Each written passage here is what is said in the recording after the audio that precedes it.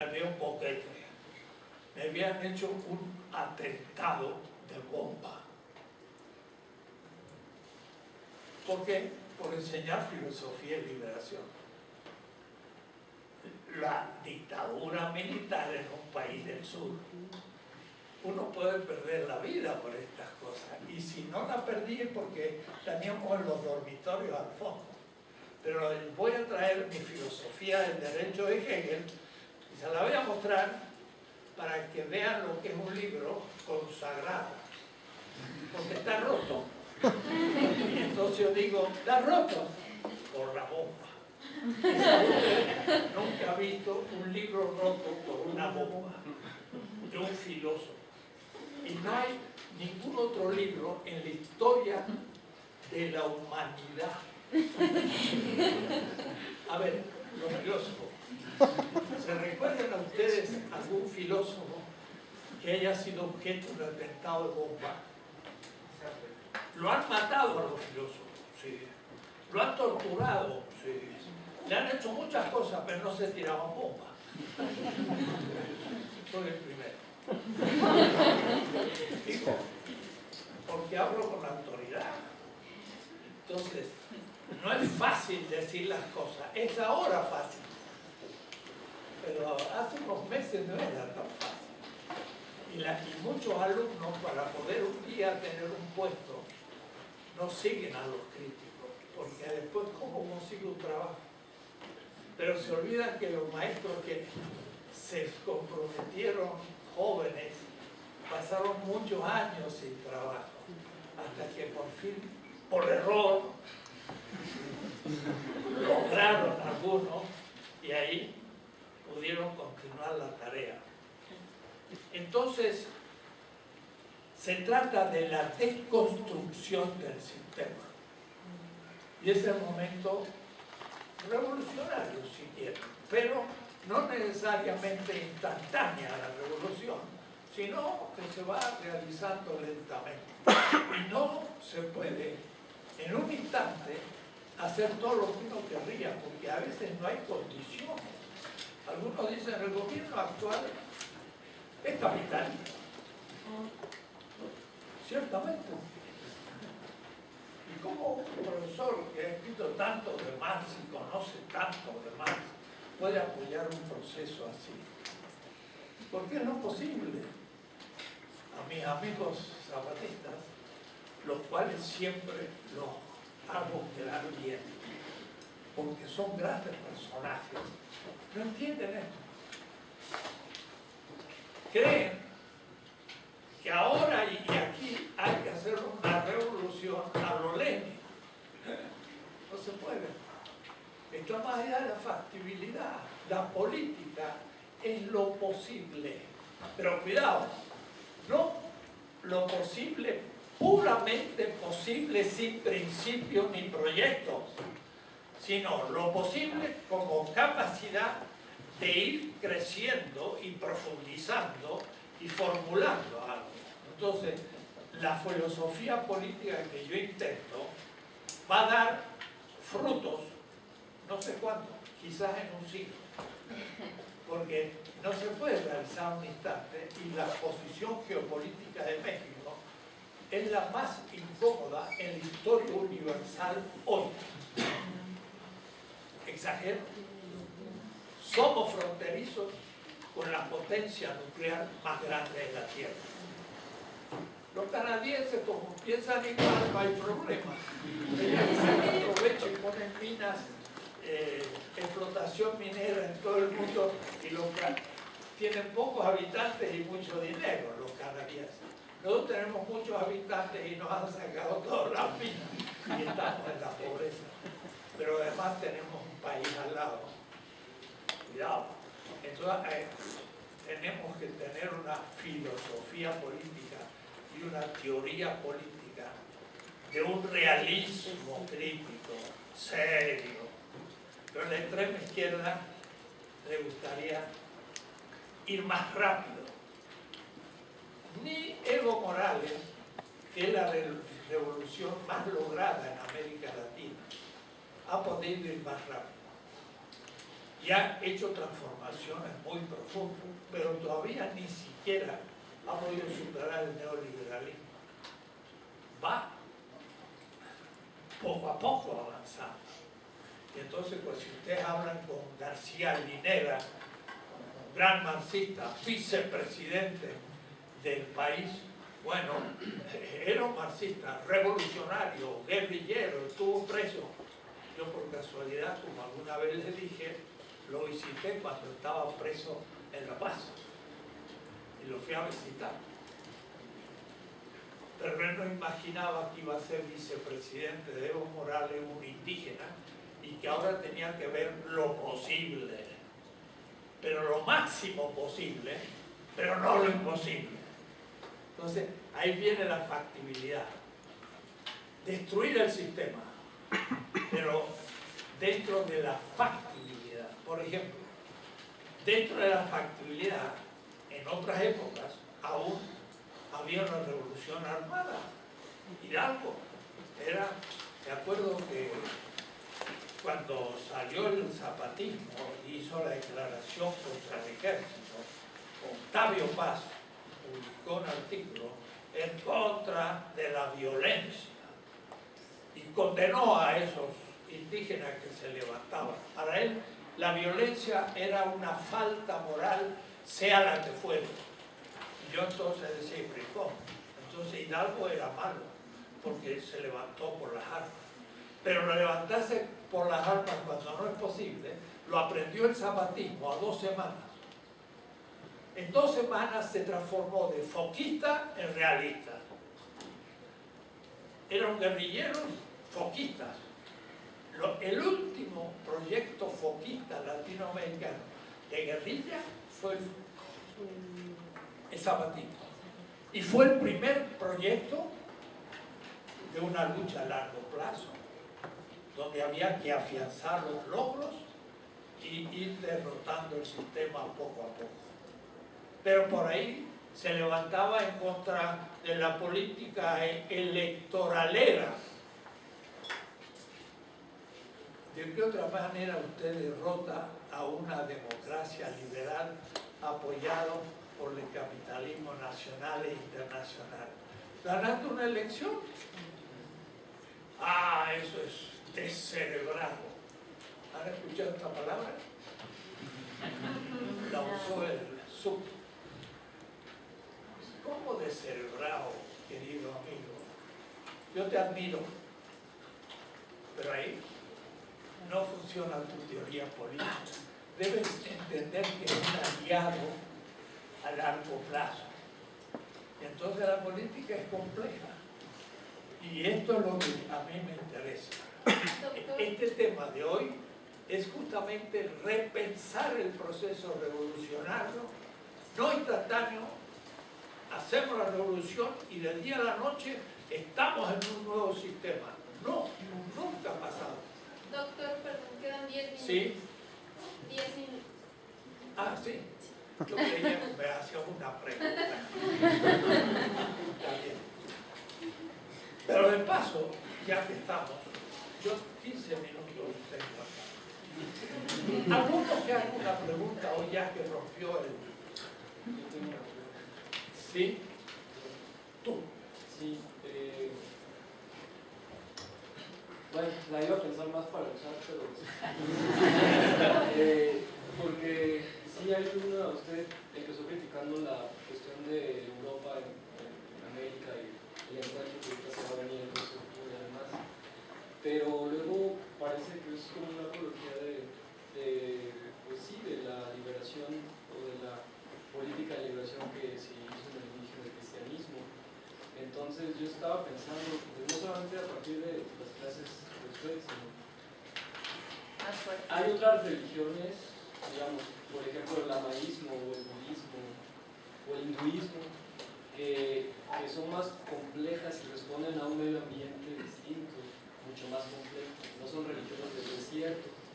A eso hacia allá apuntaba, perdón si estoy, pero lo quiero pensar un poquito más ya después le comparto esa reflexión, pero sí me salta como esa duda y sobre todo la crítica que hace tanto de las izquierdas radicales como pero la cuestión de el zapatismo o bueno, las cuestiones indígenas. Ellos dicen, Pasamos ya del tema de la religión sí. al zapatismo. No, pero lo que voy es que los indígenas tienen un sincretismo además, y hay autores que buscan, como Miguel León Portilla, que acaba de fallecer también, que buscan filosofías profundas de Mesoamérica y que a lo mejor son quizás más complejas de lo que nos propone el cristianismo, que digo, son religiones del desierto, simples, que responden a un medio geográfico, y ahí me quedo. Sí, de acuerdo. Primero, hay que tomar muy en serio dónde uno nace. Si yo hubiera nacido en el Cairo, yo sería maometano. Y si hubiera nacido en Pekín, quizá fuera un místico taoísta o un confuciano, porque mis padres habrían sido y eran. Después de ahí, yo puedo partir a hacer la crítica y demás, pero eso no me lo quita nadie, porque nací ahí. Entonces, no es que sea una determinación absoluta, pero es relativa. Y los pueblos tienen sus culturas. La política debe insertarse a ese nivel del pueblo, y si quiere, después dentro, empezar a vitalizarla, pero desde su tradición. Feminismo, por ejemplo. Hay feministas que cuando van al mundo árabe dicen, qué barbaridad, miren tan pobres mujeres que están mirando por un huequito y es una cosa, una tortura. Ahora miren qué interesante, yo veía en la Deutsche Welle, en Irán, que de paso la están persiguiendo, en estos días se ha producido una cantidad de hechos y las mujeres empiezan ya definitivamente a rebelarse, pero no por imitación directa del occidente, sino a partir de su propia tradición. Toman el Corán y lo reinterpretan y ¡pah!, se sacan el velo.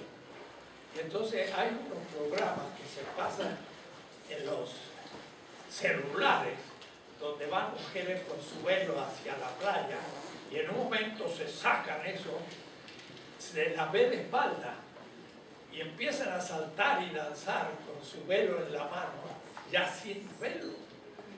Hoy se está produciendo una rebelión feminista a partir del Corán. Y eso sí que va a arraigar y después podrán abrirse a otras cosas. Pero no va a ser influencia occidental, va a ser una tarea de descolonización de ellas mismas. Y así es todos los planos. Entonces, descolonizar significa no imitar a Europa, sino partir de nuestras tradiciones. Claro que León Portilla aportó. Debo decir que León Portilla tenía un maestro, a Garibay. Y nadie ha hablado que Garibay y León Portilla, Garibay era un jesuita y León Portilla fue un novicio y un jesuita un tiempito. Y después lo dejó. Pero entonces, ¿de dónde le vino un jesuita a estudiar esto? Porque los jesuitas fueron los más grandes cultores de las culturas hindú en la India, de chinas en la China y latinos de los pueblos originarios de América. Ellos les interesaba conocer sus culturas. Entonces, León Portilla es un ejemplo extraordinario. Ahora, no es asunto de querer retornar a una ortodoxia azteca, porque los mismos aztecas han vivido 5 siglos y esos 5 siglos han ido creando algo nuevo. Y eso algo nuevo no es lo que tenían hace 5 siglos, ni tampoco es lo que otros tienen hoy sin haber tocado esas tradiciones. Tienen una religiosidad popular y hay que respetarla. Pero hay un cierto secularismo intelectual de la ilustración europea que ha entrado a México, que quiere negar todas esas tradiciones. Y entonces la gente no responde. Solamente alguien que entra a esas tradiciones y las entiende, entra al corazón del pueblo y lo puede movilizar para desarrollar muchas posibilidades. Por eso que el actual presidente es más sensible a este tipo de fenómenos que antes estaba prohibido. Me acuerdo cuando una vez Fox levantó una bandera en la Virgen de Guadalupe y se dijo, no, que el presidente no tiene que usarla. Yo diría, no es que no deba usarla, él no tenía derecho a usar esa bandera. La podría usar algo que estuviera en consonancia con el pueblo. No es que porque fuera religiosa el presidente no tiene que movilizarla. No, es que él era un derechista que no entiende nada de lo que movilizaba, porque esa Virgen de Guadalupe es la Coatlicue de los aztecas, es la Terra Mater, la tierra madre, y es la Tonancintla, y eso se transformó en la Virgen, y esa Virgen estuvo debajo de la rebelión de los indígenas, fue la bandera de los criollos con Hidalgo, y de César Chávez todavía en el sindicato en California. Y como les digo muchas veces, no sé si ya lo he dicho acá, en Cuernavaca usted puede ir al llamado Palacio de Cortés y se ve un grupo de campesinos a caballo entrando a una iglesia. ¡Qué sacrílego! Con los caballos entrando a una iglesia. Pero, ¿qué lleva como bandera? La Virgen de Guadalupe. Puede decir, entra en un templo de la élite, pero lleva en sus manos un símbolo del pueblo. Hay contradicciones de lado, pero hay que entender. Entonces, tenemos ahora que volver a las tradiciones de nuestro pueblo, hacer una hermenéutica de los símbolos, y inevitablemente vamos a encontrar un mestizaje entre las antiguas tradiciones y las tradiciones que trajeron los españoles, y ya ahora es la cultura de México, no es ni una ni otra, sino nuestra.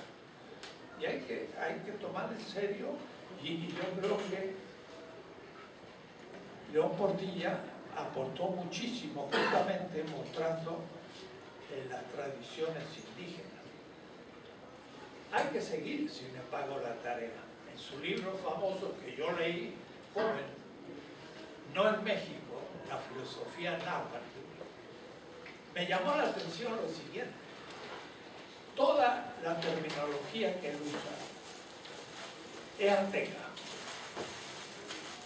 pero la concepción de la filosofía que él expone es europea. Se pregunta si los indígenas dudaban, porque pensaban en la duda cartesiana, y no dudaban nada, ni les interesaba Descartes. Al contrario, era una gran ontología del cosmos, donde la sacralidad ocupaba todo.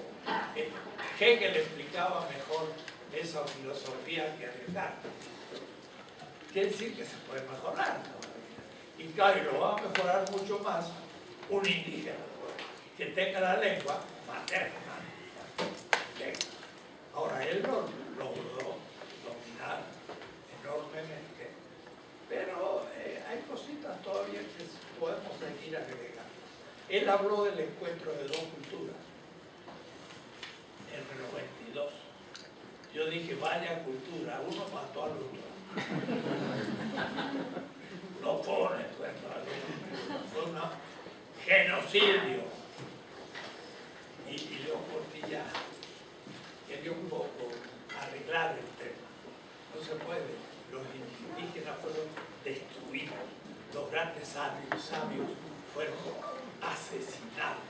Y otros los mató la peste. Es un encuentro también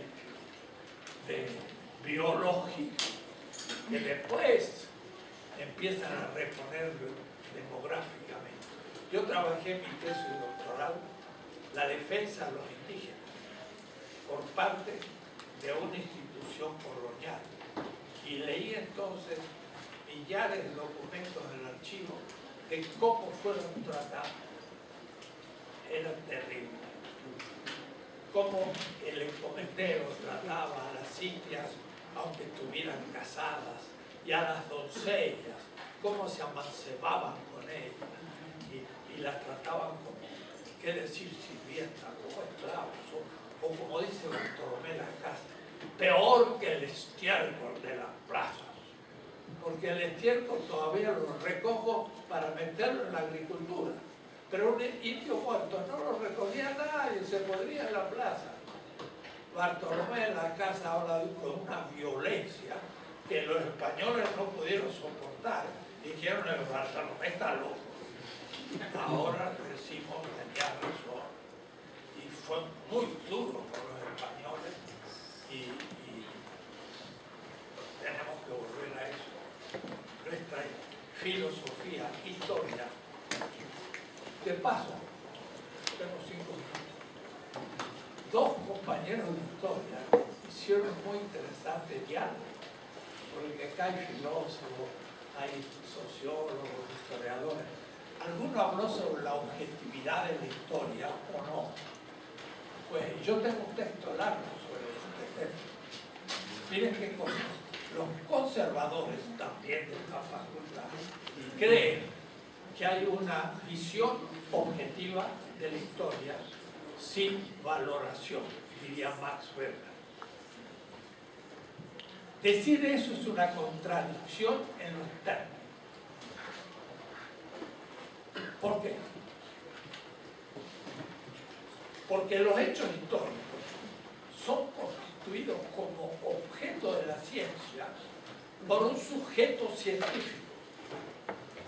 Si el sujeto es un sujeto vulgar, entre comillas, que no tiene metodología científica, su objeto va a ser una opinión que no puede probar porque es cotidiana. ¿Qué significa una visión científica? ¿Que es objetiva?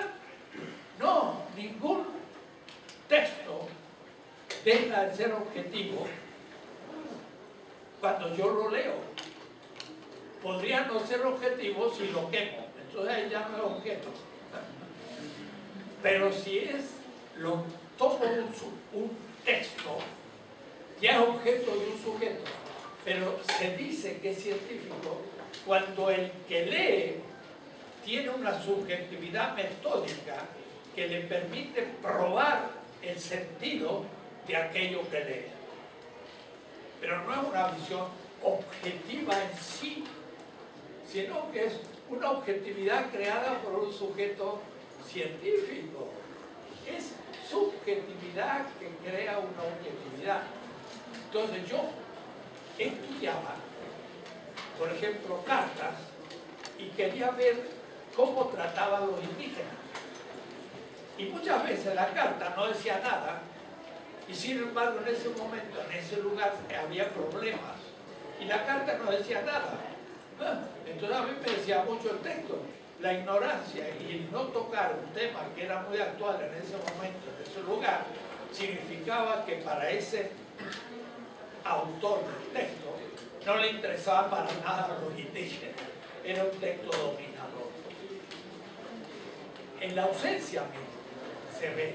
Entonces, ningún texto deja de ser interpretado. El asunto es desde donde yo lo miro. Si yo lo miro desde los oprimidos, descubro cosas. Si lo veo desde los opresores, descubro otras cosas. Pero nadie tiene una visión neutra. Eso es ideología de derecha de los profesores de historia. Mi visión es científica. Y la mía también demuestro que fue un genocidio.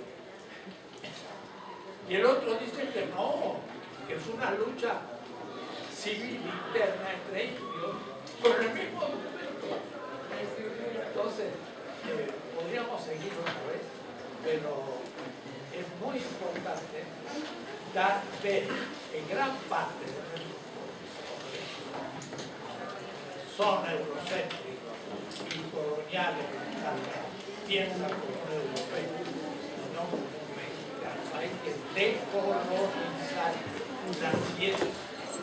Voy a tener una conferencia en Núñez a nivel nacional y ahí voy a pegar tanta reforma en la educación y no cambian los contenidos porque ni saben qué contenido van a cambiar. Cambian la manera de nombrar el profesor y cuestiones formales, pero no se les ocurre cambiar los programas desde la escuela primaria. Estamos en la misma, aunque queramos ser de la cuarta